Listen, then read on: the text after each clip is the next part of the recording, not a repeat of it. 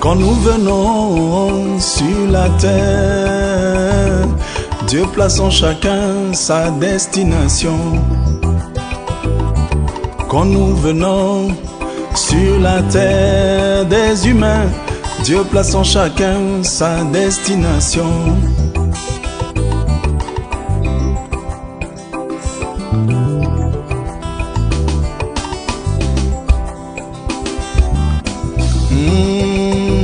Cela se révèle par les choix que nous faisons ici-bas.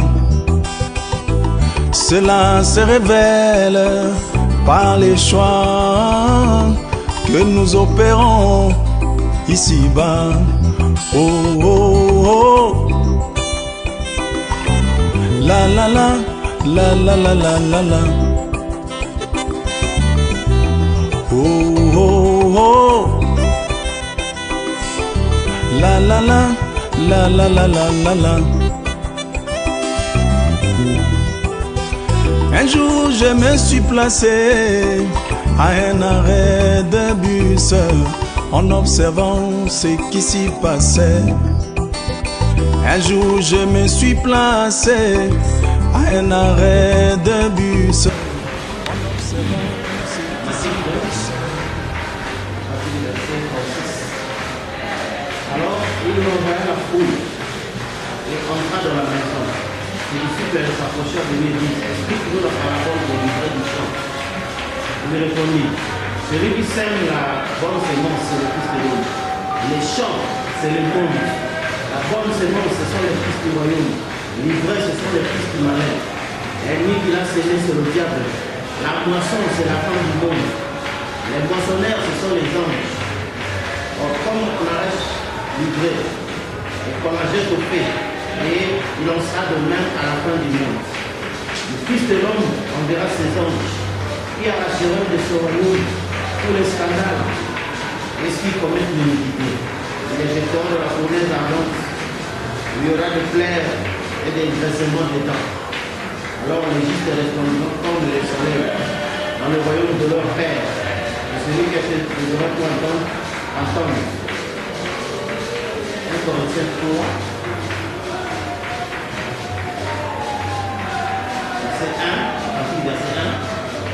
Pour moi, frère, ce n'est pas comme à des hommes spirituels que j'ai pu vous parler, mais comme à des hommes charnels, comme à des enfants en Christ. Je vous ai donné du lait, non de la nourriture solide, car vous ne pouvez pas la supporter et vous ne pouvez même pas à présent parce que vous êtes encore charnel. En effet, puisqu'il y a parmi vous de la jalousie et des disputes, n'êtes-vous pas charnel et de marcher tout ça selon l'homme? Quand l'un dit, moi je suis de Paul, et l'autre moi d'Apollon, n'êtes-vous pas des hommes? Qu'est-ce que donc Apollon? Qu'est-ce que donc Paul? Des serviteurs par le moyen desquels vous aurez vu selon que le Seigneur a donné à chacun. J'ai planté, Apollon a arrosé, mais Dieu a fait croître. En sorte que ce n'est pas celui qui plante qui est quelque chose, ni celui qui arrose, mais Dieu qui fait croître. Celui qui plante et celui qui arrose sont égaux. Et chacun recevra sa propre récompense selon son propre travail. Car nous sommes liés avec Dieu. Vous êtes les champs de Dieu, l'édifice de Dieu. Apocalypse 14, verset 14. Je regardais et voici il y avait une nuée blanche. Et sur la nuée était assis quelqu'un qui ressemblait à un fils d'homme. Et en sa tête une couronne d'or. Et dans sa main une faucille tranchante. Et un autre ange sortit du temple, criant d'une voix forte à celui qui était assis sur le trône: lance ta faucille et moissonne, car l'heure de moissonner est venue, car la moisson de la terre est mise. Et celui qui était assis sur la nuée jeta sa faucille sur la terre, et la terre fut moissonnée. Et un autre ange sortit du temple qui est dans le ciel, et on lui aussi une faucille tranchante. Et un ange qui avait autorité sur le feu sortit de l'autel, et adressa une voix forte à celui qui était avec la faucille tranchante, disant: lance ta faucille tranchante et vendange les grappes de la vigne de la terre, car les raisins de la terre sont mûrs. Et l'ange jeta sa faucille sur la terre, lui vendagea la vigne de la terre, et jeta la vendage dans la grande cuve de la colère de Dieu. Et la cuve fut foulée hors de la vigne, et du sang sortit de la cuve jusqu'au bord des chevaux, sur les familles de 1600 stades.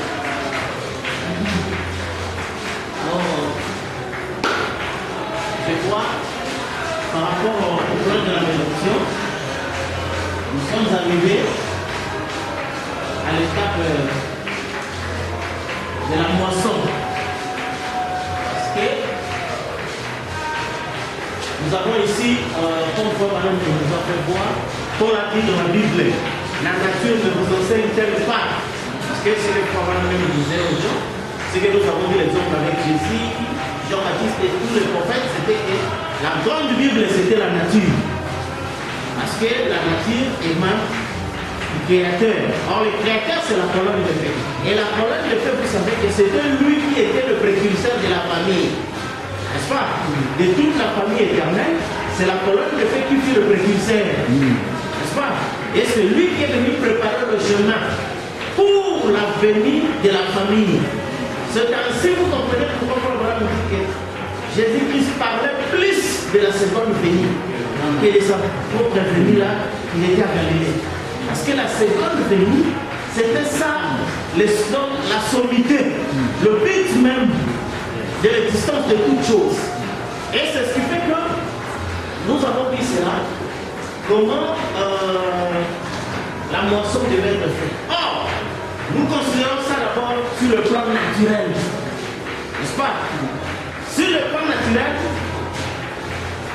donc en agriculture, il y a toujours ce qu'on appelle l'étape ou les travaux pré-culturaux. Donc, c'est-à-dire avant de commencer la culture en agriculture. C'est ici que vous suivez. On va couper les arbres, on va défricher, on va préparer le terrain. N'est-ce pas? Ça, c'est dans le naturel. Et puis, il y a l'étape de la culture, n'est-ce pas? Où on devra planter. Et cette étape de la culture, donc, se suit avec le sarclage, donc le nettoyage, n'est-ce pas? Enlever les herbes qui sont tout autour pour permettre à la semence de respirer, n'est-ce pas? Et cela est trop important. Ou alors, il y a d'autres qui exigent l'arrosage, n'est-ce pas? Et ce sont les éléments importants jusqu'à la finalité de tout ça. Donc la récolte, n'est-ce pas? En fait, la moisson. Donc, tout ça, par rapport, vous avez cette récolte ici, qui est la moisson. En même temps, ici c'est l'entassement aussi des herbes, n'est-ce pas? Ou disons des plantes. Toutes ces choses-là. Donc ce sont les étapes. Quand on dit que la nature ne nous enseigne-t-elle pas, n'est-ce pas? Alors c'est ce qui fait que nous trouvons toujours que personne ne peut nier ce que nous lisons dans la Bible. Où Jésus a fait voir, il a expliqué clairement. Quand il a refusé d'expliquer au public, mais il a dit aux apôtres, à vous, il a été donné de connaître le mystère du royaume. Et il a commencé à expliquer chose après chose. La bonne sémence, ce sont les fils du royaume, la mauvaise, c'est les fils du diable. Celui qui a semé la bonne sémence, c'est le fils de l'homme, la mauvaise, le diable, tout ça. Et puis il dit aux gens, la moisson, c'est la fin du monde. N'est-ce pas? Et il explique même cette moisson-là. Signifie que le fils de l'homme enverra ses anges. N'est-ce pas? Donc c'est-à-dire que quelque part, le jour où vous verrez le fils de l'homme avec ses anges, Vous savez que c'est Matthieu 13, dans la fin du monde. Et souvent, les gens veulent avoir des choses selon leur pensée. Et en même temps, ils disent, nous croyons la Bible, nous croyons le message. Mais la Bible est claire. N'est-ce pas? Nous avons lu encore dans l'Apocalypse 14 que Jean avait vu une nuée blanche. Et dans cette nuée blanche, quelqu'un qui ressemblait à un fils d'homme. Or, la même chose que Daniel a dit. J'ai vu quelqu'un avec les cheveux blancs qui ressemblait à un fils d'homme. N'est-ce pas? Et Jean a vu encore au milieu de cette chandelier d'or quelqu'un qui ressemblait à un fils d'homme dont les cheveux étaient blancs. N'est-ce pas, frère? Mais la Bible explique que cet événement-là, Jean a vu ça comme l'événement de la moisson, c'est-à-dire la fin du monde. Or, Jésus a dit, faites de toutes les nations mes disciples, les baptisons au nom du Père, du Fils et du Saint-Esprit. N'est-ce pas? Et voici, je suis avec vous jusqu'à la fin du monde. Donc, en d'autres termes, on peut dire, je suis avec vous jusqu'au jour où le Fils de l'homme viendra avec ses anges. Parce que c'est ça la fin du monde. C'est clair. C'est la Bible. On dit, je serai avec lui jusqu'à la fin du monde. Et la moisson, c'est la fin du monde. Les moissonneurs, c'est ça des anges. Mais qui n'a pas vu les anges, frère? Vous en avez des photos. Vous comprenez? Et c'est ça ce que les gens ne comprennent pas. Des choses vraiment qui sont simples. Parce que ceux qui n'ont pas compris qu'avant l'ouverture des sceaux, quand les gens se disputent, on n'a pas ouvert le 7e sceau. Frère, on a ouvert les 6 sceaux. Il a laissé le 7e sceau. Or, le 7e sceau a précédé tout ça. Quand il vous a parlé, Dieu se cache et se révèle dans la simplicité. Ça, le mystère du 7e sceau, c'est la révélation de qui est Jésus-Christ. Ou frère, on nous dit qu'il a bien fait ainsi de ne pas révéler les 7 ténèbres. Non, il a révélé sous la forme de tous les types qu'il y a dans la Bible. Au point que si vous lisez quelque chose, vous ne voyez pas Christ, vous avez mal lu. Quelque chose vous a échappé. Vous comprenez? Alors, ce qui fait que ici, par rapport à la moisson, nous trouvons que naturellement, il y a toujours l'étape pré-culturaux. C'est-à-dire qu'on n'a pas commencé encore à planter. Mais vous voyez ici, on récupère le terrain, on coupe les arbres, on défriche le terrain, on laboure, on fait les sacs, toutes ces choses-là. Ici, dans la préparation. Et c'est ce qui a été l'Ancien Testament. C'était une phase préparatoire. Parce que Frère Branham nous dit, donc, les âmes qui sont en prison maintenant, avec vous, nous avons lu que quand on parle de la rédemption, ce n'est pas l'Ancien Testament, mais c'est le Nouveau Testament. Et quand Jésus dit il faut que les grains de blé tombent en terre, les grains n'est jamais tombé dans l'Ancien Testament. N'est-ce pas? Les grains est tombé ici dans le Nouveau Testament. N'est-ce pas? C'est pourquoi c'était l'époque culturelle. Ici c'était pré-culturel. On a bien enseigné. On a préparé le terrain. C'est que Pierre a dit que les prophètes prophétisant avec l'esprit de Christ en est parlant de souffrance, n'est-ce pas? Que Christ devait avoir sur la terre. Donc tout ça il préparait, comme on dit, la loi était l'ombre des choses à venir, n'est-ce pas? Donc tout ça, ça a préparé ici. Alors c'est ce qui fait que nous avons vu le grain de blé devait tomber en terre, n'est-ce pas? Et si ça ne tombe pas en terre, donc ça va rester seul. Mais si ça tombe en terre, ça va se multiplier. Alors, les grains, c'était quoi? Parce que votre grain, c'est votre fils. N'est-ce pas? Parce que votre semence. Et c'est ça le mystère de Jean 3,16. Dieu a tant aimé le monde qu'il a donné son grain unique. Son fils unique. Nous sommes dit que c'était très dangereux parce que vous imaginez, Dieu avait un seul grain. Si ce grain-là, c'est le plus, c'est fini. C'est ça, c'est là, on dit que l'importance, vous voyez, des Jésus-Christ, c'était le grain unique. Donc il devait être protégé. Parce que c'est le grain ici qui devra maintenant se multiplier. Il devra se faire la multiplication. c'est multiplier. Vous comprenez? Nous avons toujours quelque chose qui est multiplier, remplissez la terre. Ce n'est pas la terre qui se multiplie, c'est la semence qui se multiplie. Amen. N'est-ce pas? Dans Genèse 1, 26, 28, c'est là qu'on créa l'homme. N'est-ce pas, frère? La théophanie. Parce qu'on dit que l'homme a l'image de Dieu. Et sans ton image ne peut pas être autre chose que toi-même. Comme Dieu est esprit, son image était esprit. C'était lui qui avait reçu la mission de multiplier. Et pour que la semence se multiplie, il faudra le mettre dans une terre. C'est pourquoi Adam était la terre. Adam n'était pas une semence. N'est-ce pas? Il était la terre. C'est pourquoi c'est celui-ci qui devait se multiplier. Alors, nous voyons ici que comme Adam a raté suite à la précipitation, n'est-ce pas? Oui. Le professeur serpent est venu tromper Adam en disant que non, tu n'es pas une simple terre, tu es aussi une semence. Multiplie-toi. C'est pourquoi il va fabriquer la procréation. Et c'est là que les choses ont été lâchées comme nous le savons tous. Alors remarquez maintenant, il fallait restaurer cette chose qui était tombée ici. Alors c'est pourquoi remarquez que quand on a envoyé le grain unique, Jésus, c'est-à-dire le corps, n'est-ce pas? C'était le grain qui contenait la vie à l'intérieur, c'est-à-dire la colonne de feu, n'est-ce pas? Et ce grain ici unique devait tomber en terre. Or, naturellement, quand vous faites tomber le grain sur terre, c'est-à-dire vous sacrifiez son corps ici, n'est-ce pas?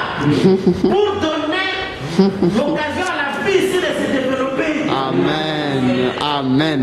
Amen. C'est pourquoi le corps de Galilée, ce n'est pas ça. Mais la vie qui était cachée. Et c'est ça dans le naturel. Donc vous voyez le grain, et c'est pourquoi on dit que quand vous plantez les grains, ça ne pousse pas, c'est-à-dire cette vie ici n'existait pas. Oui. N'est-ce pas?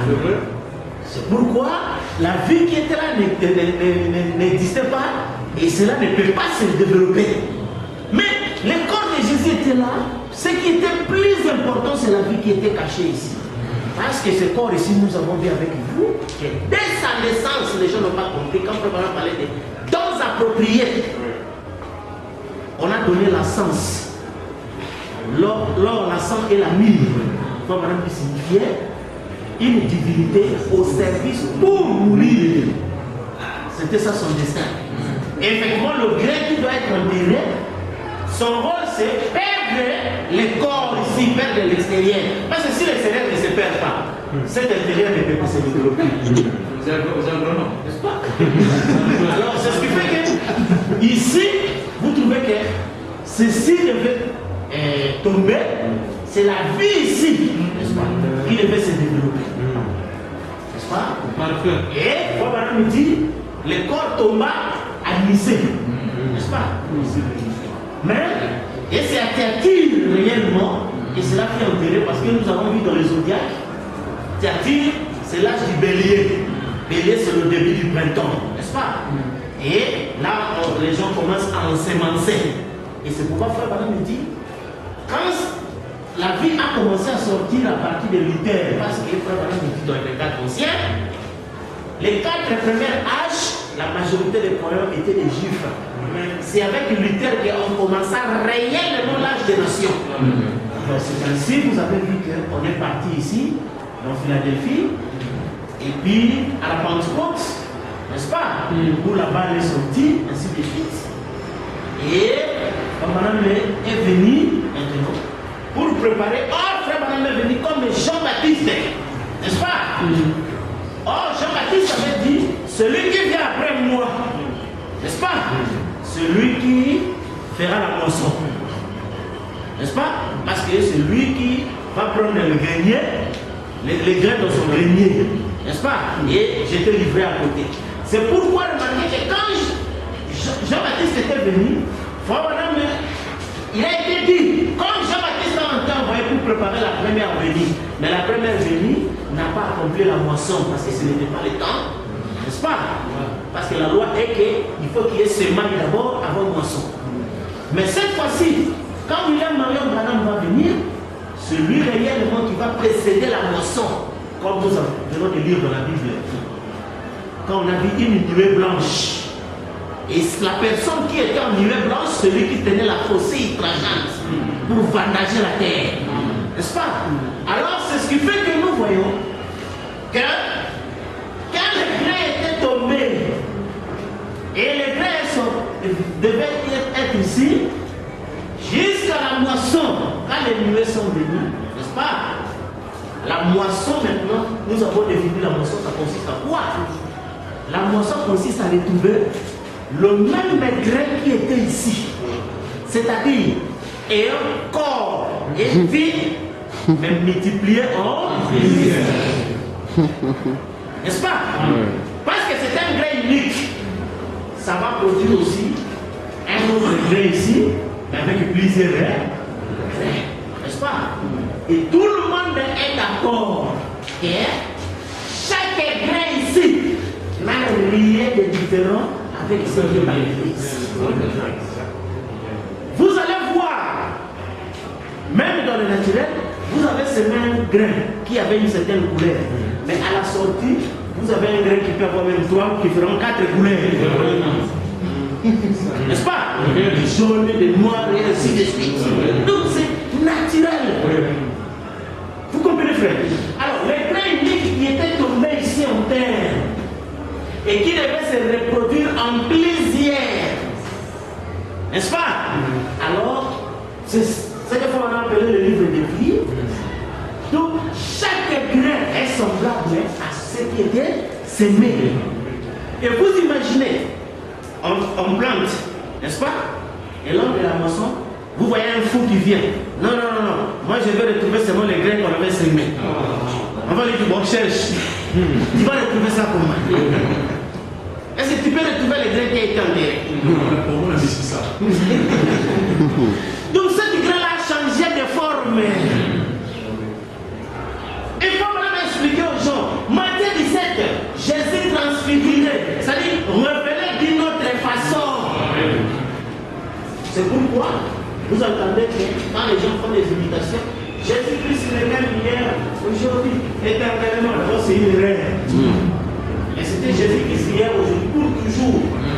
Et vous avez lu comme Frère dit que Seigneur, ils savent que pour toujours signifie une durée du temps. Car après la Odyssée, il n'y aura plus de pour toujours. Ça sera l'éternité. Là, il n'est plus le même. Il est transfiguré. Parce que le même, c'était Paul, Moïse et Branham. Amen. Amen. C'est pourquoi il a prié Dieu que les gens savent que pour toujours signifie une durée du temps. Après la Odyssée, il n'y aura plus de pour toujours. Ça sera l'éternité. Là, il n'est plus le même. Il est transfiguré, révélé d'une autre façon. Une façon que le monde n'a jamais connue. Sous Moïse, les gens l'ont connu avec la grâce des boucs, des sangs des boucs et des taureaux, n'est-ce pas? Sous Paul, on l'a connu avec la grâce du mystère des sangs de Jésus-Christ. Et la même chose est sous William Marion Branham qui est venu prêcher comme Paul, n'est-ce pas? Restaurons réellement le mystère là, du sang. Mais dans les nuées, nous voyons que là c'est le même Dieu qui plaira. Quand Lazare était mort, les yeux ici sont de flammes et de feu. C'est-à-dire sans pitié. Alors, remarquez maintenant la question qui est, les gens s'achoquent. Comme nous savons dans la loi de l'Ancien Testament, parce que Jésus a dit, il est vrai que nous devons accomplir toute justice. Et la loi de l'Ancien Testament était que quand la moisson se faisait, on dit qu'il y avait la fête du gerbet agité, c'est-à-dire un fruit qui avait l'avance de maturité par rapport aux autres. Maintenant, c'est là le grand problème.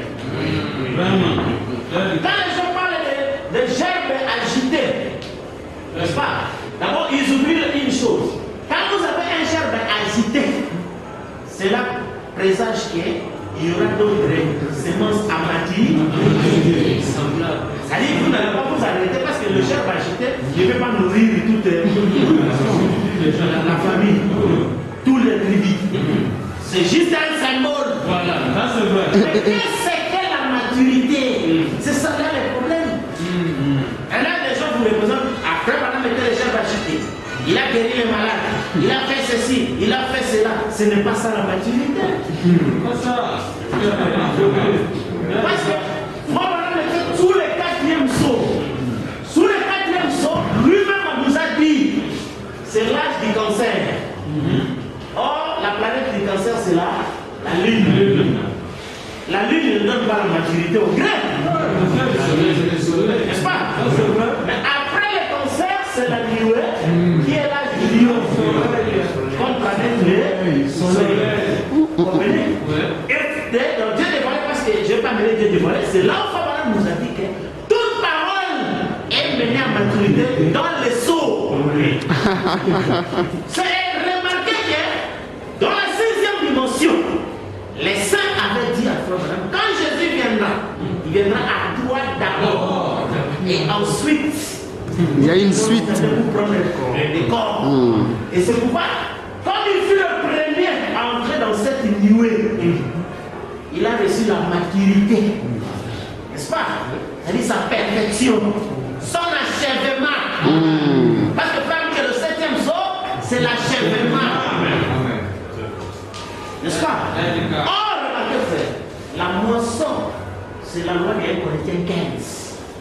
À chaque semence, Dieu lui donne un corps. C'est pourquoi dans la moisson, vous retrouvez les corps de chaque semence. N'est-ce pas? Quand nous semons, même par exemple chez nous ici, les grains d'arachide, vous les semez nus. Mais à la moisson, il est revêtu d'un corps. N'est-ce pas? Donc il a la maturité. Et la maturité, c'est le corps. Vous comprenez? Ce ne sont pas le fait de guérir un malade. Non. La maturité, c'est avoir un corps. À chaque semence, Dieu nous donne un. C'est ça. C'est ça la maturité. Vous comprenez, frère?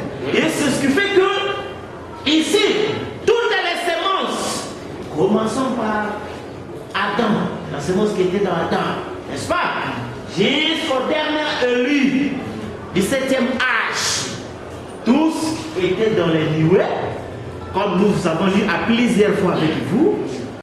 C'est-à-dire, parce que la bonne semence, ce sont les fils du royaume. Et le fils, c'est la théophanie, c'est-à-dire l'homme de Genèse 1, 26, 28, l'image de Dieu. Amen. N'est-ce pas? Tous ils viendront pour avoir un corps, lequel qui n'est pas né d'une femme, mais créé par la parole. C'est pourquoi on dit le 7e jour, c'est l'achèvement. Parce que remarquez, quand Fabana était allé à la 6e dimension, n'est-ce pas? Ces gens-là ne souffraient de rien, ne souffraient pas d'un souci de se marier ou d'avoir des enfants, ou ils se souciaient de rien. Il y a une seule chose qui leur manquait, c'était le corps. La terre, c'est ça, c'est et ils voulaient. Vous comprenez, frère? Alors c'est ce qui fait qu'ici, quand les nuées se sont venus, parce que nous n'appelons pas ça la nuée, mais les nuées. N'est-ce pas? Comme la Bible appelle, vient avec des nuées. Et frère Madame m'a expliqué, l'homme d'origine était une nuée blanche. N'est-ce pas? Or ici, il vient avec des hommes d'origine.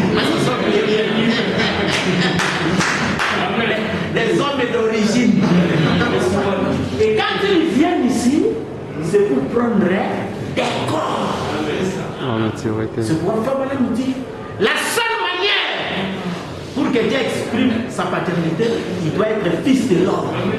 C'est pourquoi les gens ne comprenaient pas quand Jésus parlait du fils de l'homme. C'est-à-dire, quand Dieu était le grand esprit et qu'il est devenu Jéhovah Père avec sa famille, c'est-à-dire avec Adam, qui était fils de l'homme, c'était pour exercer sa paternité. Mais cela a échoué. Et voilà, le Fils de l'homme est venu encore, c'était Jésus, n'est-ce pas? Mais comme il y avait des noms qui n'étaient pas encore entrés, Jésus savait que ce n'était pas les temps. Il a pu juste payer le prix là de la rédemption. Et il a retrouvé maintenant Adam, où es-tu? N'est-ce pas? Quand il a retrouvé, vous avez vu le nouveau, le Fils de l'homme. C'est pourquoi quand les gens se disent, le Fils de l'homme est venu, il n'est pas venu. Ils ne comprennent même pas ce qu'il dit. Ils ne comprennent même pas l'importance du mystère du Fils de l'homme. C'est le Père. Vous comprenez? C'est pourquoi nous avons vu que dans Abraham, on ajouta juste le nom, le chiffre, la lettre H. N'est-ce pas? H. Et les humains ont dit que H c'est l'hydrogène qui signifie père des eaux. Oh, les eaux, ce sont les peuples. Il doit engendrer les peuples. C'est pourquoi vous voyez que Frère Branham était là. Donc, avec le mystère des H, je faisais être père des peuples. Gabriel a sonné la première venue de Jésus-Christ. Gabriel devait venir annoncer la seconde. Or, la première venue de Jésus-Christ, Jésus, son corps est formé par la bonne nouvelle. Marie, tu as trouvé grâce. Le Seigneur est avec toi. Tu enfanteras un fils. Comment est-ce qu'il se vient? Le Saint-Esprit te couvrira dans son nom. Et ce fils-là s'appellera Jésus. C'est fini. Seulement ça. Il n'y a même pas de gêne, pas de prière, pas de rien. La bonne nouvelle. Directement le fils est né. La même bonne nouvelle. On annonce ça d'abord même à l'autre, à Elisabeth. Directement l'enfant tressaillit de joie. Il a résisté. La bonne nouvelle. Vous comprenez? Et Gabriel devait venir encore sonner la trompette. On a dit Gabriel sonnera la trompette et les morts ressusciteront. Dans la presse, il dit la dernière trompette retentit en même temps que le 7e ange donne son message. On pose la question, c'est Gabriel qui va annoncer ou c'est le 7e ange qui va annoncer? Parce que tous les deux vont jouer le même rôle. Vous comprenez? Or, c'est l'archange. Et quand on dit que quand Jésus descend, il fait 3 choses. Vous savez, cette chose-là commence à créer des problèmes dans les églises. Et quand les gens expliquent les 3 choses, on ne comprend même pas ce qu'il dit. Frère, il fait 3 choses. Donc, c'est comme s'il est venu, il a fait une chose. Il est rentré au ciel. Alors que quand il ne lise même pas tes familles, il fait les 3 choses pendant qu'il est descend. Il va remonter pour descendre encore. Il fait les 3 choses pendant qu'il est descend. Les cris de commandement, la voix de l'archange. Et cette voix-là, elle retentit dans votre église. Vous comprenez? Et c'est ça ce qui fait que quand l'ange descend, n'est-ce pas? Vous voyez, Malachie 4 signifie Jésus-Christ descendra du ciel et s'incarnera. N'est-ce pas? Dans un homme. Et c'est sa voix de l'archange sous le mystère de l'hydrogène, père des eaux. Vous voyez? Pour engendrer le Fils. C'est ainsi que vous remarquez qu'ici, nous retrouvons l'écriture de Psaume 45. Tu as été élevé par privilège au-dessus de tes égaux. Oui, monsieur. N'est-ce pas? Au-dessus de tes compagnons, de tes collègues. N'est-ce pas? Et c'est ce qui fait que ici, dans la moisson, frère, vous retrouvez que toutes les semences sont venues sur la terre pour avoir ça. Alors, c'est pourquoi vous avez, frère, quand on faisait la culture, comme nous venons de lire dans 1 Corinthiens 3, Paul dit que moi, Paul, j'ai semé, Apollo a arrosé, le Saint-Esprit a fait. Et puis Paul explique que celui qui a semé et celui qui a arrosé sont tous égaux. N'est-ce pas? Vous savez que et le messager ici et ses auxiliaires sont tous égaux. N'est-ce pas? Et c'est ce qui fait que ici vous trouvez que le mystère est que quand nous étions en train de s'aimer, dans le Nouveau Testament, n'est-ce pas? Cela requiert l'arrosage et le sarclage. N'est-ce pas? C'est ça, ce qu'on appelait la sanctification. Donc, l'ordre de l'Église, cela était important parce que ça sauvegardait la vie de la sémence. C'est moi-même, le sang de Jésus ne vous sauve pas. Mais cela, ça vous garde des sauves. N'est-ce pas? Parce que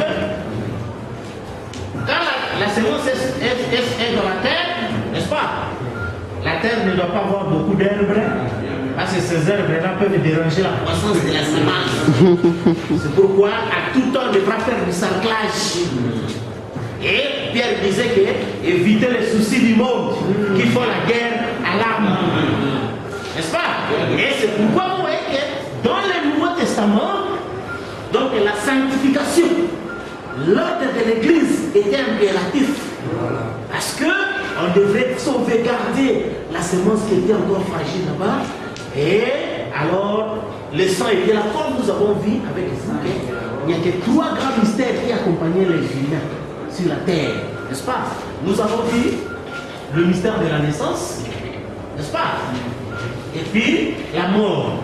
Et entre les deux, il y avait le mystère du baptême du Saint-Esprit, n'est-ce pas? Qui était là pour sauvegarder l'homme de chair, n'est-ce pas? Par rapport à la sémence, pour le prendre en charge, n'est-ce pas? Par rapport à la vie terrestre ici. Parce que l'homme ne peut pas se sauver lui-même. Et cette histoire-là d'être sauvé, vous savez bien que la demeure future nous a signifié le vrai sens du mot sauvé. Parce que quand on dit que vous n'avez pas été sauvé un certain jour par rapport à l'âme, n'est-ce pas? Par rapport à l'être humain, à chaque âge, vous êtes sauvé parce qu'il y a un malheur qui vient dans l'âge. Et le messager vient vous faire contourner de ces malheurs. C'est pourquoi quand les pharisiens sont venus vers Jean-Baptiste, il s'est étonné, dit, qui vous a pris la colère à venir? Parce que c'était lui le refuge. Parce que nous avons vu que les messagers sont les cornes. N'est-ce pas? C'est lui la protection. Mais il dit, mais qui vous a appris? Parce qu'il a dit, ces gens ici sont soit ça des problèmes, mais comment ils savent qu'ils doivent venir vers moi pour échapper à la colère? Vous comprenez? Parce qu'il a vu que c'était pas leur place, en fait. Et ils ne pouvaient pas bénéficier de ça. Alors c'est ce qui fait que ici, dans chaque âge, n'est-ce pas? Chaque messager était une corne. N'est-ce pas? Et le frère Manon nous dit, la protection de Jésus sur la terre, c'est quoi il protégeait ses droits. N'est-ce pas? Donc ils étaient des gardes. Comme nous avons, quand les champs sont en processus, n'est-ce pas? Il y a l'agronome, il y a les moniteurs agricoles et puis il y a les surveillants. N'est-ce pas? Ils doivent surveiller les champs. Parce que là où il y a des semences, donc vous ne pouvez même pas passer. Moi, moi-même, je dis lundi, passage interdit. Si vous passez, donc, terrible. Et c'est ça ce qui fait qu'il y avait les pasteurs principaux dans chaque âge, donc le messager, les pasteurs auxiliaires, n'est-ce pas? Et puis, il y avait des diacres et de tout ça, donc les surveillants, n'est-ce pas? Vous voyez des diacres surveillés, frère, où est-ce que tu es parti? Qu'est-ce que tu as fait?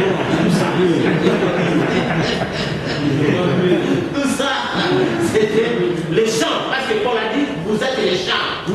N'est-ce pas, frère? Il dit, vous êtes les champs. Et ça là, c'était les champs. Et dans ça, comme nous avons vu, n'est-ce pas, comme le frère l'a dit, pour empêcher les mauvais oiseaux, on met même les épouvantails. N'est-ce pas? Et donc beaucoup d'autres choses qui font peur. Et cela est important. Vous voyez que les humains étaient ici, ils avaient peur. Si vous faites un film, vous n'allez pas au ciel.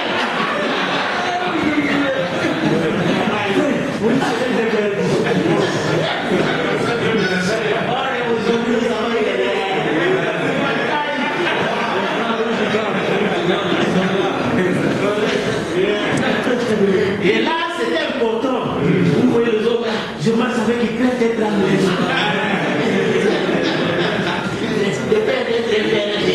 Donc, ça, c'est sorti du langage des âges. l'héritage. Parce que être perdu, être sauvé, ça n'existait pas.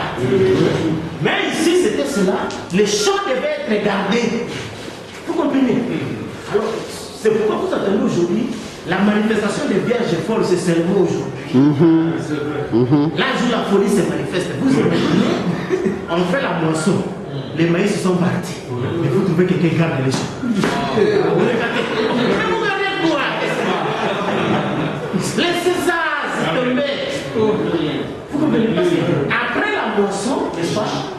Les agronomes rentrent, les moniteurs agricoles rentrent, les surveillants vont en vacances. Parce qu'il n'y a rien à surveiller. Non, on ne surveille pas. Mais pourquoi vous quittez? Il n'y a rien à voler là-bas. Vous comprenez? Et c'est ce qui fait que, vous voyez que toutes ces histoires-là que les gens appellent l'église ou tout ceci, il n'y a rien à protéger ici. Parce que la protection ne se faisait ni par vous ni par moi, mais la protection c'était les 7 cornes. Et quelle est aujourd'hui la corne qui va protéger votre église? C'est la 40e corne. Vous voyez? Vous faites votre propre protection. Là vous accomplissez ce que le prophète a dit. Celui qui veille, si l'Éternel le veille, celui qui veille, veille. Alors l'Éternel a veillé et 7 veilles. Et vous veillez la 40e veille. Quelqu'un qui veille pendant les jours. Le jour est déjà là, mais il veille. C'est ça qui est rendre service en dehors. En dehors. Vous comprenez? Alors c'est ce que fait que frère. Ici, pendant les âges, nous avions la culture. Et la culture devait être accompagnée du sarclage et de l'arrosage. N'est-ce pas? Et c'est pourquoi nous avons dit que Paul avait insisté sur le fait de garder la foi qui a été transmise une fois pour toutes au sein. N'est-ce pas? Et c'est ça le même modèle que tous les âges ont eu, comme Frère nous dit que les messages ne devaient être propagés que par des gens qui ont été fidèlement enseignés. N'est-ce pas? C'est-à-dire l'ange dépose la semence, les auxiliaires arrosent sur base de la même semence. N'est-ce pas? Et il y a toutes les févriers et ainsi de suite. Et nous sommes arrivés ici, le temps où Frère a dit, n'est-ce pas? Réalisons cela. Le temps de semer, d'arroser, de croître est terminé. C'est-à-dire en d'autres termes, le temps des messagers, de ses auxiliaires et du baptême du Saint-Esprit terminé, oui. Amen. Ça c'est vrai.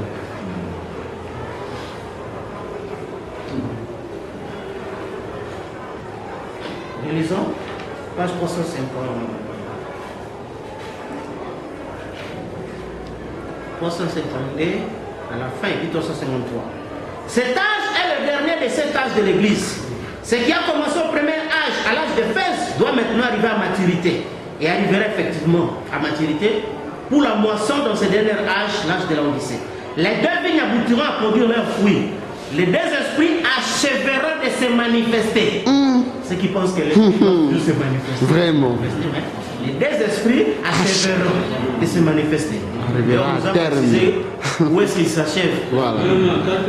Chacun là où il doit aboutir. Le temps de s'aimer, d'arroser, de pousser est terminé. Temps présent. L'été est fini. Maintenant la faucille est entrée dans la moisson, dans les champs pour la moisson. Voyez? C'est maintenant que se réalisent les paroles de Jean-Baptiste, qui a bien su montrer la relation entre le Christ, la vraie église et la fausse. Matthieu 3, 11, 12. Moi je vous baptise d'eau pour vous amener à la repentance. Mais celui qui vient après moi est plus puissant que moi. Je ne suis pas digne de porter ce soulier. Lui vous baptisera du Saint-Esprit et du feu. Il a son van à la main. Il nettoiera sa surface. Il amassera son blé dans le grenier et il brûlera la paille dans le feu qui ne s'éteint point. Frère, Christ, le grand maître de la moisson, est maintenant en train de moissonner la terre. Maintenant. Le fruit de la terre, il monte là. Il amasse le blé dans le grenier en venant chercher les siens. Et on les accueille auprès de lui pour toujours. Ensuite, il revient détruire les méchants dans un feu qui ne s'éteint Point. Maintenant, le mystère des livrets et du blé de Matthieu 13, 24 et 30 est aussi accompli. Donc ce que nous venons de lire là dans la Bible est aussi accompli. Il fait la lecture, comme vous connaissez la lecture, on saute un peu. Il dit, il va signer en même temps tout ça. Depuis le premier âge, les bons grains et livrets ont poussé côte à côte. Maintenant la moisson est faite. Ce que Nicée avait entrepris a fini par s'accomplir. Avec toute la puissance de son organisation, la fausse église se détourne les derniers restent des vérités. Et par sa puissance politique, se fait appuyer par l'État et entreprend d'éliminer pour toujours les vrais croyants. Mais juste au moment où elle est sur le point de mettre son ignoble dessein à exécution, le blé est amassé dans le grenier. Le blé et livré ne pousseront plus côte à côte. N'est-ce pas? Parce que ça, c'est l'église où vous trouvez les noirs et les blancs. Livré et livré côte à côte. Mais ici, ils ne marcheront plus côte à côte.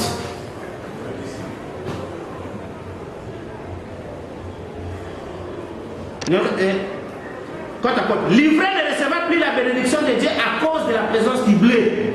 Parce que le blé sera parti. Et la colère de Dieu sera répandue dans le 6e sceau, qui se terminera par la destruction totale des méchants. N'est-ce pas? Et frère a bien interprété, remarqué, quand Jean-Baptiste dit, celui qui vient après moi, il a son trapocille, et il nettoiera sa surface. Il prendra le blé, il mettra dans son grenier, et le blé, il le mettra dans le feu. Frère dit, il prend le blé dans le grenier en venant chercher le sien. Mais de quelle manière il cherche le sien? Dans la brèche. Dans la brèche entre les âges et le sceau. Paragraphe 266. La brèche entre les âges de l'église et le sceau. Les sceaux ont été brisés. Pourquoi? Au dernier âge de l'église, pour révéler ses vérités. N'est-ce pas? C'est là où les gens s'arrêtent. Ah, l'agneau est venu pour confirmer que son prophète disait la vérité. N'est-ce pas? Mais il continue, il dit pourquoi? Il pose encore la question. L'agneau a brisé les sceaux. Il les a révélés à son église pour rassembler ses sujets pour son royaume. Son épouse. Voyez-vous? Oh là là, maintenant, il veut amener ses sujets à lui. Qu'est-ce que c'est? De la poussière de la terre, du fond de la mer, des fosses, de partout, de tous les lieux, des régions des ténèbres, des paradis, où qu'il soit, il appellera et ils répondront Amen. Il appellera et ils répondront. Donc c'est ça la moisson. Où il prendra le blé dans son grenier, frère Branham dit, il amènera ses sujets à lui. Le frère Branham dit comment? Par l'ouverture des sources. Il appellera et ils répondront. Mais ils répondront présent, mais ils répondront Amen. Quand vous avez répondu Amen, quand vous êtes moissonné. Alors ce qui fait que c'est ça ce qui fait que à l'ouverture des seaux, c'est là la moisson. Et souvenez-vous que nous avons dit frère, quand on moissonne, on ne transporte pas la terre. On ne transporte pas non plus aussi les tiges. Oui. Donc quelqu'un a semé des patates douces, ils sont sous la terre. Voyez la moisson, il prend tout. Il met aussi. Non, qui sont prêts. Laissez la terre, prenez ce qui est important. N'est-ce pas? La même chose même quand on cherche le diamant. On peut voir toutes les tonnes de sable. Mais pour suturer des pierres. Et après on jette tous les sables. On met les deux pierres en poche. N'est-ce pas? Et la différence entre l'OVD et le diamantaire, l'OVD a 4 camions de sable, mais qui ne coûte rien. Il a des pierres. Des millions. Et c'est ça que les églises ont beaucoup de sable. Des sable. Sans valeur.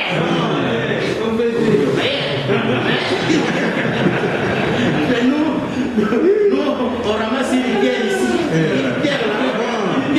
Et ce n'est pas facile de retrouver un couchino.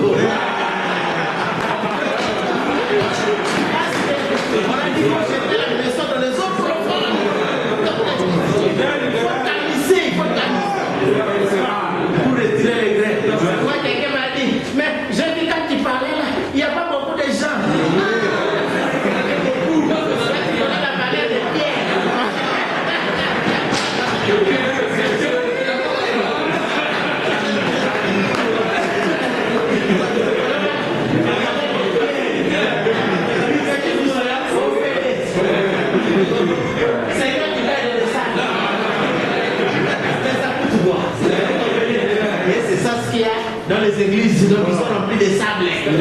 Donc plein des humains. Donc du sable mouvant. Alors tout ça, donc la Russie va venir balayer ça. C'est de la saleté. Alors c'est ce qui fait que quand les Nioué arrivent, donc tout le monde est d'accord.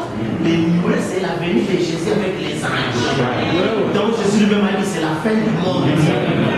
Nous, on ne peut pas discuter là-dessus. Parce que c'est la Bible. Et le message partout, c'est simple et clair. Vous comprenez, frère? Alors, quand la moisson est terminée, à la moisson, on ne travaille plus.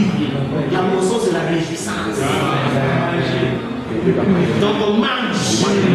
Si on peut faire des allergies, on fait du jus. Donc, on fabrique ça. Telle chose, on le fait. Et ici, dans un seul mystère, dans les 7 honneurs, c'est la révélation de qui est Jésus-Christ. Et nous donnons cette révélation dans la forme criée, dans la forme rôtie, dans la forme de toutes les formes. Vous voyez, nous partageons cette joie. Alors, c'est ce qui fait que, frère, aujourd'hui, quand on a fait voir au bien-aimé le plan de la rédemption, avant même là, quand Jean disait que nous serons semblables à lui, lui c'est le grain unique, non? Vous êtes fils de Dieu, vous êtes la sémence. Mais à la moisson, vous serez semblable au grain qui a été semé. Où est le problème? Si je dis que nous serons semblables, n'est-ce pas? Et c'est pourquoi là, vous êtes le frère. Eh oui, frère, quand nous les verrons, nous serons semblables à lui. Ah, merci. Mais nous lisons ce que Madame a dit. Pour faire taire les critiques, là où nous lisons la critique. N'est-ce pas? Paragraphe 524. Que ça le verset mystère. Nous relisons ça.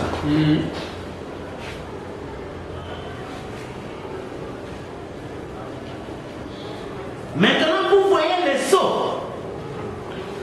Lorsqu'il était dans son œuvre de médiation là-bas en train de racheter.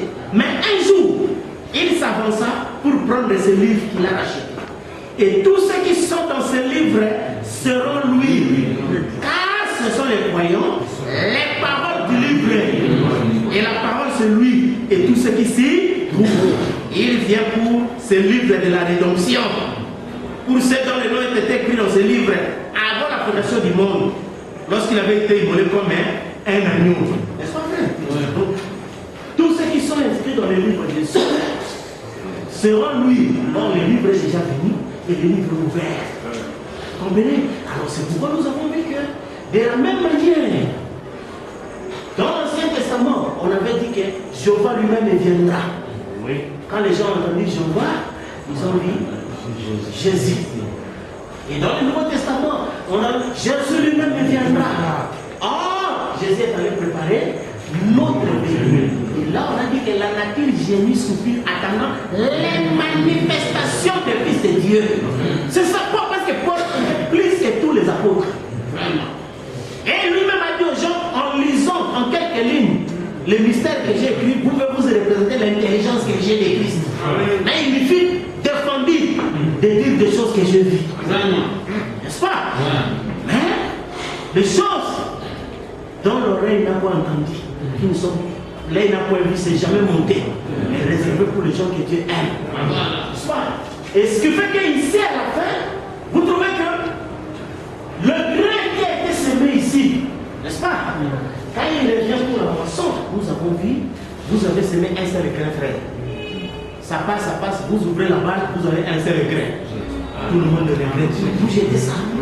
Et c'est là où les frères nous ont mal réunis. Quand vous avez vu la photo de la vision d'Ézéchiel, n'est-ce pas? Oui. Effectivement, la vision d'Ézéchiel, c'était, il avait Dieu dans son trône. Il avait Jésus vraiment dans son trône. Mais en regardant comme ça, c'était le visage du frère Branham. Oui. N'est-ce pas? Parce que c'était ça, le germe agité.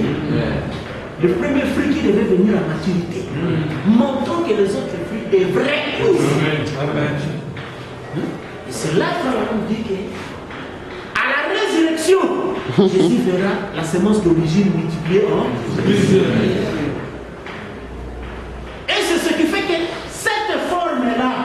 c'est ce que chaque élu est venu pour prendre le corps. Or, c'est simple, la nature ne vous enseigne-t-elle pas? Les corps naturels sont les types du corps terrestre et gratuit que nous devions avoir. Parce que le corps naturel ne s'obtient que par le mystère du mariage. N'est-ce pas? Oui. La vraie naissance telle que c'est requis. N'est-ce pas? C'est-à-dire, vous quittez la fiançaille, vous n'avez pas le droit de donner la sémence, n'est-ce pas? Vous vous unissez. Après, nous avons vu que l'ovule et le germe, quand ils se rencontrent, c'est ça qui produit le Corps. Amen. N'est-ce pas? Et cette écriture de la nature, Ève, quoique dans sa prostitution, elle a dit j'ai formé un enfant avec l'aide de l'Éternel, c'est-à-dire conformément à la loi de l'Éternel.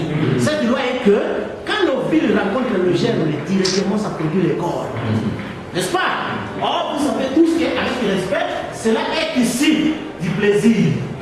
N'est-ce pas? C'est pourquoi sur le plan, n'est-ce pas? Ça c'est dans le naturel. On fait souvent, on défend souvent aux enfants du fait garde avec ce plaisir, et là pour conséquence, les corps. N'est-ce pas?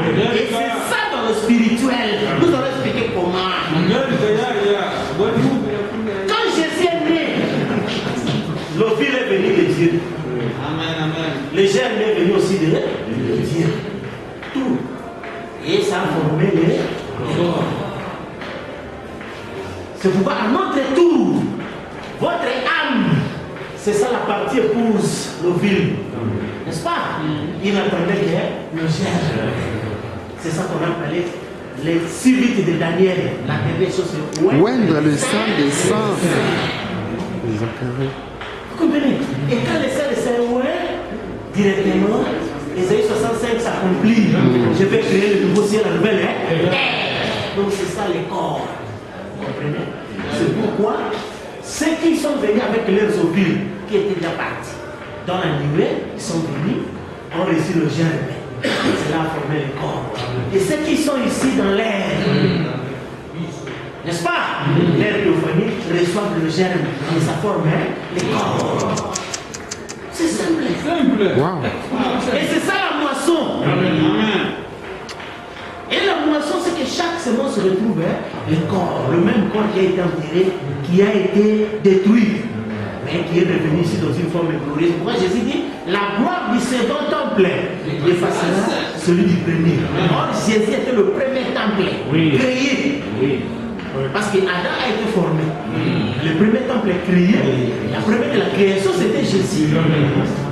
Mais le second temple, où on nous a dit le matin il créa son fils par la parole, le soir il crée l'épouse. Le second temple, vous lisez dans le message de grâce, Malachie 4, ramènera le cœur des enfants au Père. Frère, en d'autres termes, c'est dit qu'il doit reconstruire l'église épouse. N'est-ce pas? Et c'est ce qui fait que le corps là, c'est le temple le plus glorieux. Parce que nous avons vu avec vous que de l'épine à la gloire. Nous avons vu ce mystère-là dans les temps anciens. Comment Frère Madame m'a dit, j'ai eu pitié d'une femme qui épouse un homme qui recevait tout ce qu'il demandait dans sa famille. N'est-ce pas? Et c'est pourquoi Adam est né comme un fils à papa gâté et il n'a pas su garder le royaume d'Itoma. Mais Jésus est né au milieu des souffrances. Et tout ça, et il a gardé le royaume et il a fait sortir cette gloire de fils. N'est-ce pas? Et ce qui fait que le temple de Jérusalem, dont Jean a vu dans Apocalypse 21, ce temple-là est plus glorieux que le temple de Jésus. C'est pourquoi Jésus parlait de seconde venue plus que de sa propre venue, parce qu'il savait que sa propre venue a été un sacrifice. Comme nous faisons dans le naturel, quand vous avez de l'argent, vous sacrifiez ça en investissement pour que cet argent produise beaucoup. Et c'est pourquoi le corps de Jésus était notre capital. C'est vrai. On ne mange pas le capital. Vraiment, non. Ça devait être investi. Vous comprenez? Et ça a été investi. Aujourd'hui, ça produit beaucoup de bénéfices. Économiste. Et c'est le bénéfice. Là, c'est les jours où on fait la fête. Le bénéfice. Pas le capital. Les abos. Parce qu'il y a des bénéfices.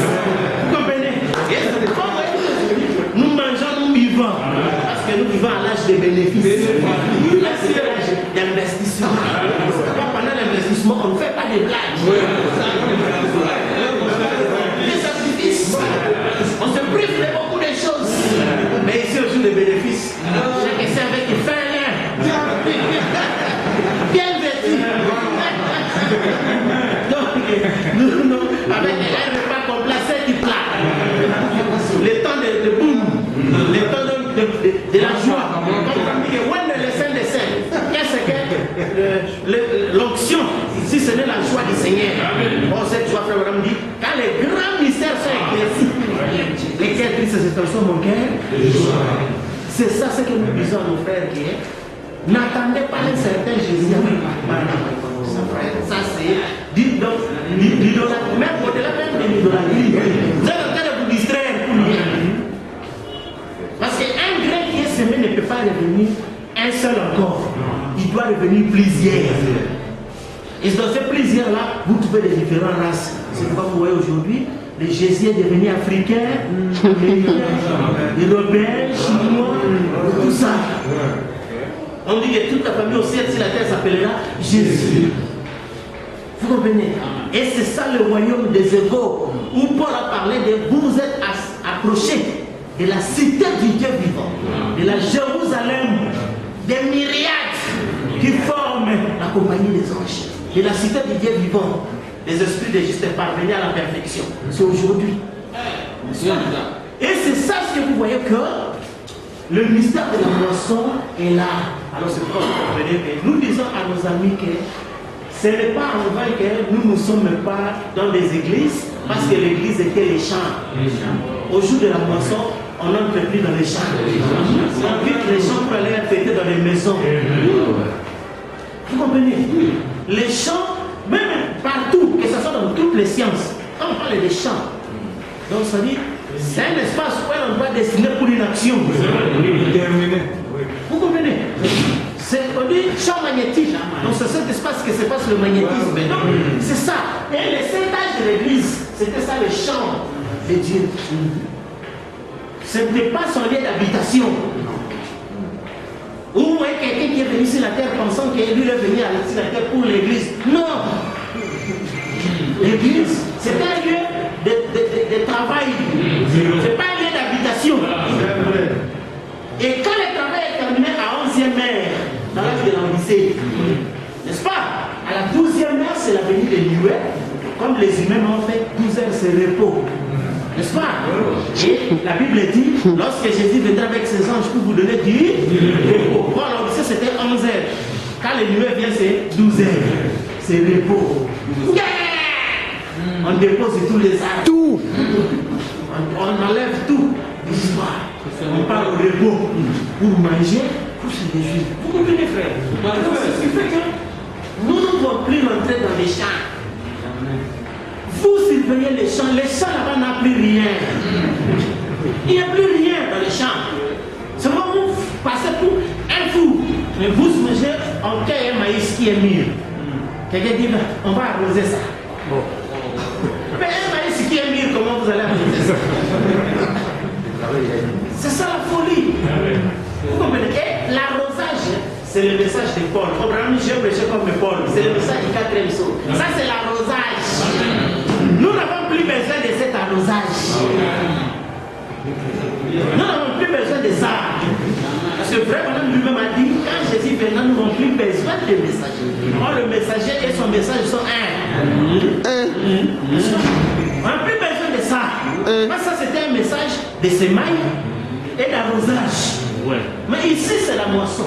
Et remarquez que ce qui est moissonné, ce n'est pas la terre, frère. Ce n'est pas la terre. N'est-ce pas? C'est la semence qui est moissonnée. C'est la semence qui a reçu un corps. Et ce corps-là est parfait. Il n'a besoin de rien, ni de rien d'autre. Vous comprenez? Parce que dans la fête, on a dit que c'est l'invité qui donnait le vêtement blanc. L'autre, pardon, qui donnait les vêtements blancs aux invités. N'est-ce pas? Et celui qui reçoit, lui donne le vêtement blanc aux invités. Et donc ça dit, peu importe de quel vêtement vous aviez ou quoi que ce soit, on vous donne un vêtement nouveau. pas? Et nous portons déjà les vêtements nouveaux qu'on nous a donnés pour l'invitation. Et quelqu'un dit non, prenez le détergent, nettoyez ça. Vous comprenez?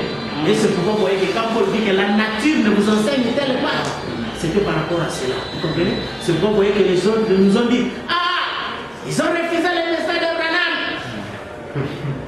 Ils ont rétrogradé. Ils ont fait ceci. Or, pour nous, nous demandons à prier, c'est ça rétrogradé. Oui. Nous demandons à rechercher le baptême de Jésus, c'est ça rétrogradé. Nous prêcher la sanctification, c'est ça rétrogradé. Parce que ça, c'est retourner en arrière. Nous, on a avancé, nous sommes dans la moisson. Vous comprenez?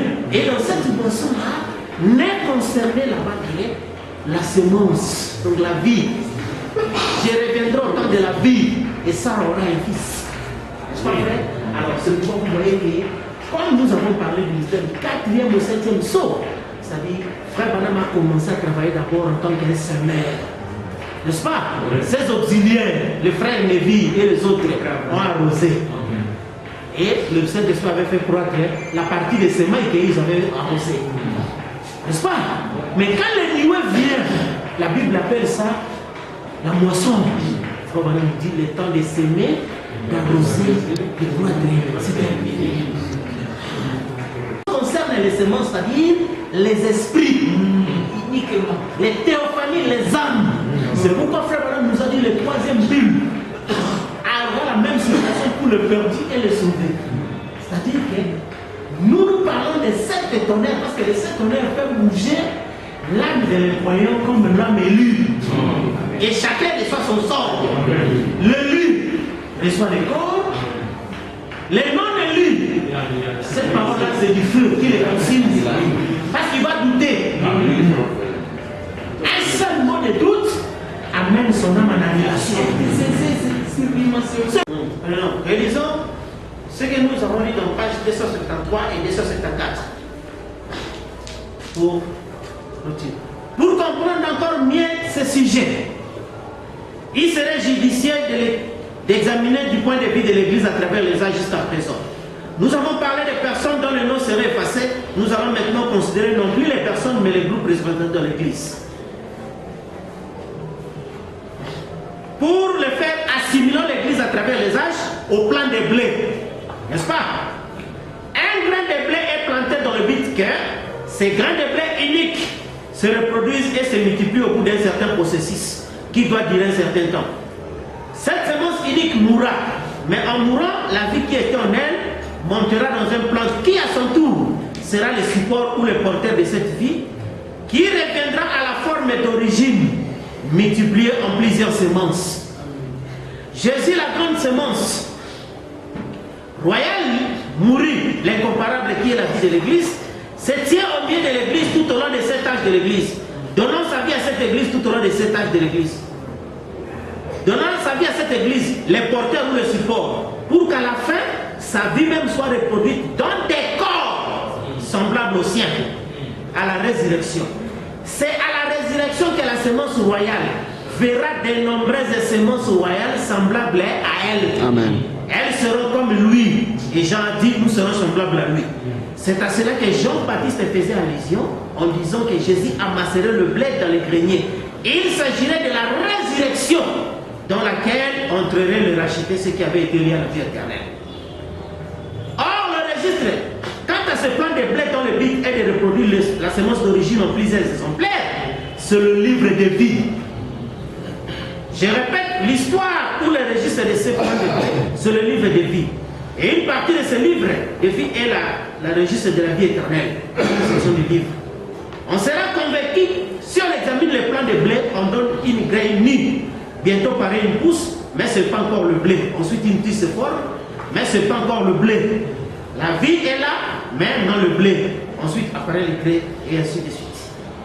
Jésus-Christ est mort. Il a donné sa vie. Cette vie devait revenir à l'Église et conduire à la gloire par la résurrection des nombreux fils semblables à lui. De même que le grain de blé devait avoir un organe porteur pour pouvoir produire plusieurs grains de blé, de même il fallait qu'il y ait une église qui porte la vie de Christ De même que la pousse, la tige, les graines et la balle ont servi à porter la sémence, mais qu'elle n'était pas elle-même la sémence, ainsi le corps de l'Église à travers les âges a-t-il été là pour apporter la vraie sémence, bien qu'elle n'ait pas été lui-même la sémence. C'est pourquoi nous pouvons dire que le livre des vies représente les plans des blés dans sa totalité. Amen. Alors, c'est ça, quand nous avons dit que tous ceux qui sont dans le livre sont lui, parce qu'aujourd'hui le livre est déjà là. On dit que tous ceux qui sont dans le livre sont lui. Or, la totalité du livre, c'est le grain unique qui a été multiplié en plusieurs. Vous comprenez, frère? Alors, c'est pourquoi remarquez que ici, vous trouvez que chaque sémence qui est venue, la grande chose qui trouble les gens, surtout, c'est à cause de cette présence de corps humain, qui en principe ne devait pas exister. Oui, vraiment.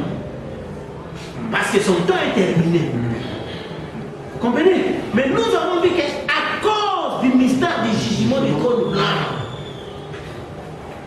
un petit groupe devait être ici pour faire attendre la voix qui servira à détruire tous les incroyants. Mais en principe, ça ne devait pas être là. Et c'est ça maintenant qui est resté la grande pierre d'achoppement pour les incroyants. Or, ils savent que ça ne devait même pas exister. Vous comprenez? Et c'est pourquoi, comme nous avons vu que le paradoxe final, ça sera quand la trompette de Dieu sonnera et que les morts en Christ se ressusciteront. Donc c'est là que les gens ne croiraient pas, comme la Bible dit, je ferai une œuvre dont vous ne croirez pas si on vous racontait. N'est-ce pas? Et c'est ça, aujourd'hui, ce qui arrive. C'est que les gens ne saisissent pas réellement ce mystère-là. Alors, ce qui fait que dans le grain de blé qui est assimilé au grain de blé, la finalité du mystère du grain de blé, c'est la moisson. N'est-ce pas? Et après la moisson, je ne sais pas où est-ce que les gens peuvent aller.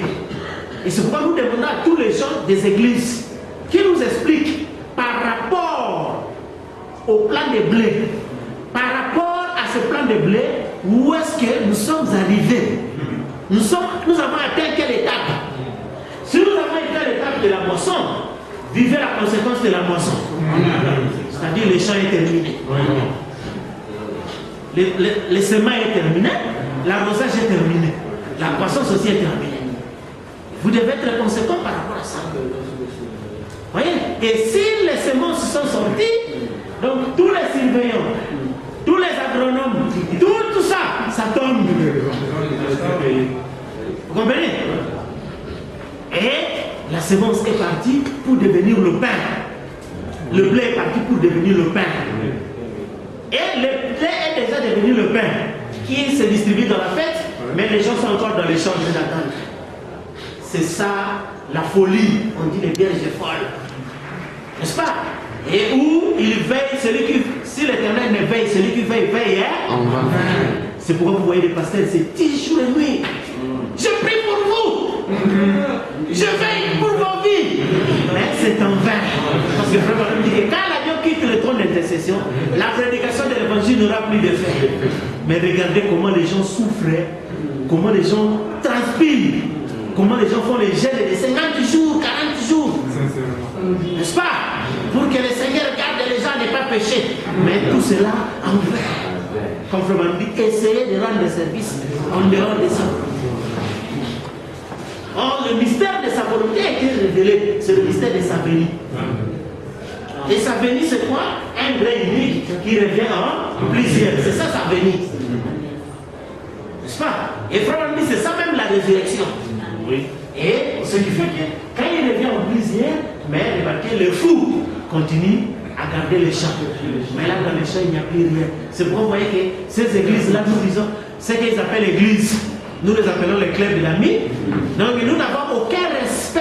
Oui, monsieur.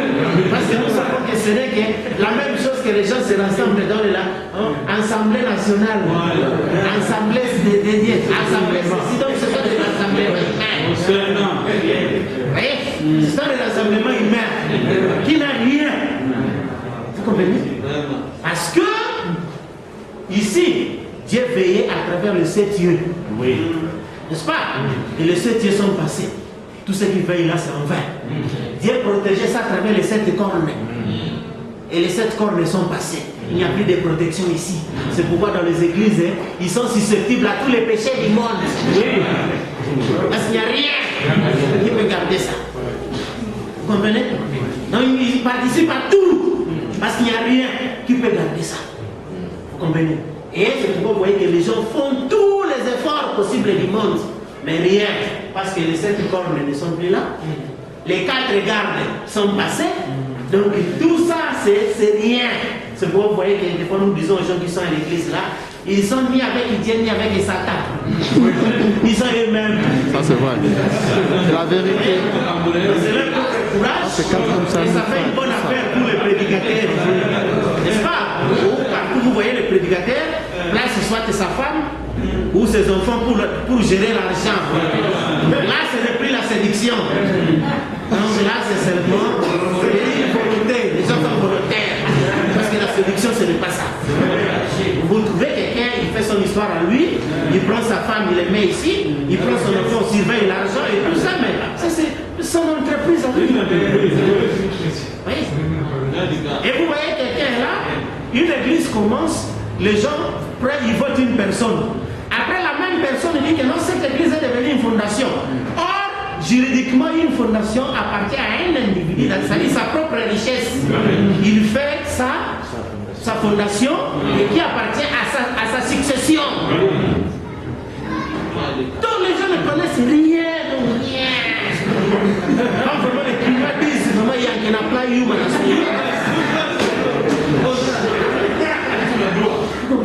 Donc c'est ça. Ça ne comprend rien. Et pour ça, Frère Madame a dit que la religion est devenue une grosse affaire d'argent. C'est simple. Et vous avez lu, j'ai entendu maintenant, je vois par exemple son 93, où il a dit que peu importe avec quelle force ils estiment attendre la venue du Seigneur. Ils disent, c'est dont ils aspirent, se faire plus de membres dénominationnels. C'est que nous on appelle des clients. C'est dont les gens aspirent, c'est avoir plus de clients. Vous comprenez? Et c'est ça ce qui fait que, et plus ils ont des clients, ils se disputent des clients. Quand les églises se séparent, les pasteurs surveillent d'abord des gros donataires. N'est-ce pas? Il y a les Soudan qui s'est divisé en deux. Ici du Soudan, non le Soudan. Alors le Soudan, on a perdu le pétrole. Donc c'est ça. Ou sur les pasteurs étaient, notre frère est parti. Même les hommes d'affaires. C'est ça son souci. Donc on lui a pris des contribuables. Et c'est ça, ça n'a rien à voir. Rien à voir. Vous comprenez? Quand nous disons ces choses ici, nous ne les disons pas en cachette. La preuve est là même que nous avons accepté d'enregistrer et nous sommes prêts à répondre à toutes les questions que nous Nous sommes prêts à répondre pour toutes les déclarations. Par la Bible et par le message, par la nature, par les zodiacs, de tout.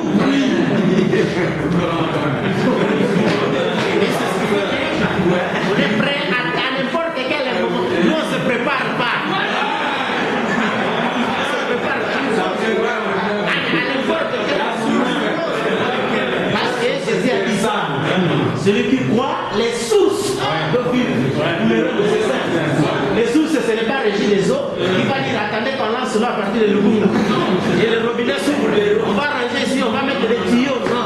Mais ici, c'est la source. Incarissable. L'autre jour présent d'Hiroshima. C'est ce qui fait qu'on peut pas n'importe quel mouvement. Vous comprenez? Donc c'est ça le mystère. Vous comprenez? Et c'est pourquoi nous devons toujours nous-mêmes que quand nous lisons toutes les écritures là, tout ça, c'est pour faire taire des critiques. Mais nous sommes nous-mêmes la parole. Nous sommes nous-mêmes la parole. Il faut dire que l'esprit et l'épouse disent il vient. Il dit l'esprit. Les prophètes, l'épouse diront tous trois la même chose. Et ce qu'ils diront aura déjà été dit dans la parole. C'est pourquoi nous avons dit certaines choses sans lire dans la parole. La Bible. Et quand les gens ont voulu douter, les écritures ont suivi. C'est là pour qu'ils ne soient pas retirés, mais pour qu'ils soient condamnés, annulés, qu'ils soient annulés. Vous comprenez, frère? Amen. Alors c'est ça, vous comprenez le mystère, c'est que nous continuons toujours avec les plans de la rédemption, où nous montrons la moisson, n'est-ce pas? Et si quelqu'un peut contredire, il a à nous dire non, la moisson n'est pas encore faite. Nous continuons les champs. C'est alors que quelqu'un a dit, frère, si on moissonne, après on va s'aimer encore. Attention, il n'y a pas la seconde mort. Il n'y a pas la seconde mort. Pour les croyants. Et la seconde qui a maturité soit s'aimer encore. Il n'y a pas la seconde mort. C'est une saison unique. Et on a planté. Parce que c'est un jour unique. Dit de l'Éternel. Il n'y en a pas deux. Quand la moisson se termine ici, c'est fini. Après ça, il n'y a plus rien. Parce que la paix est faite au sommet du monde. C'est pourquoi nous parlons avec assistance, avec assurance. Parce que nous savons qu'en dehors de nous, il n'y a aucun autre âge à venir. Il n'y a aucun Dieu qui doit venir. Il n'y a rien. Satan ni quoi que ce soit. Si vous avez un certain Dieu qui va venir, dis-lui qu'il vienne ici. On l'attend. Il est escroc. Parce que tout s'achève ici par l'âge de l'intelligence. Amen. La pierre de fête. Une maison, on met la pierre de fête, on met les tôles. Et quelqu'un va poser les briques au-dessus des tôles. Un fou. Vous comprenez? C'est ça un fou. C'est pourquoi nous on est prêts à tout temps. Vous comprenez? Parce que nous sommes les pierres vivantes dans le sillon. Et celui qui se confie en cette pierre ne sera pas confit. Ça c'est vrai. Mais celui qui s'attend est confiant. Parce que l'une des tribulations qui a été prédite dans la Bible, c'était les grêlons de moelle. Les grêlons de 45 kilos qui devaient être déposés. Parce que déjà Dieu avait posé cette question à Job. C'est-il les grêlons de moellons que j'ai préservés au jour du jugement? Et c'est ce qui fait aujourd'hui, les grêlons de moellons sont bénis. Une pluie de moellons, de grêles. Donc c'est terrible. Celui qui s'attend, donc sera écrasé. C'est pourquoi vous avez vu qu'il y a eu des personnes qui ont essayé. Nous croyons la seconde venue. La pierre est tombée sur eux. Ils sont écrasés.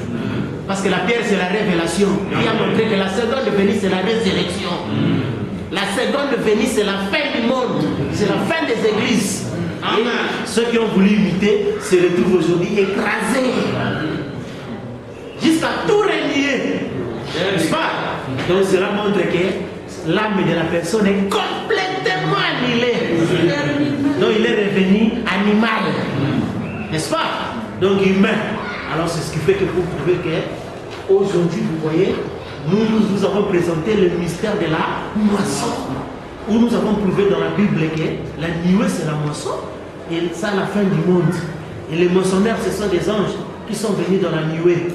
Vous, si vous avez une autre révélation, montrez-nous dans quelle étape de la rédemption nous sommes. Et nous te poserons des questions sur ça. N'est-ce pas? Et nous trouvons qu'il n'y a rien à redire parce que le temps de semer, d'arroser, de croître est terminé. C'est maintenant la moisson. C'est pourquoi nous avons un message de la moisson, c'est-à-dire qui touche directement les âmes. Parce que quand vous amenez les messages des églises, tout le monde imite ça aujourd'hui. Mais le message de la résurrection, c'est ça qui fait la secousse. Et ça secoue tous les âmes. Que ce soit les élus et les non-élus. Mais c'est là pour donner à chacun son sort. L'annulation ou donner un corps. Alors, on est en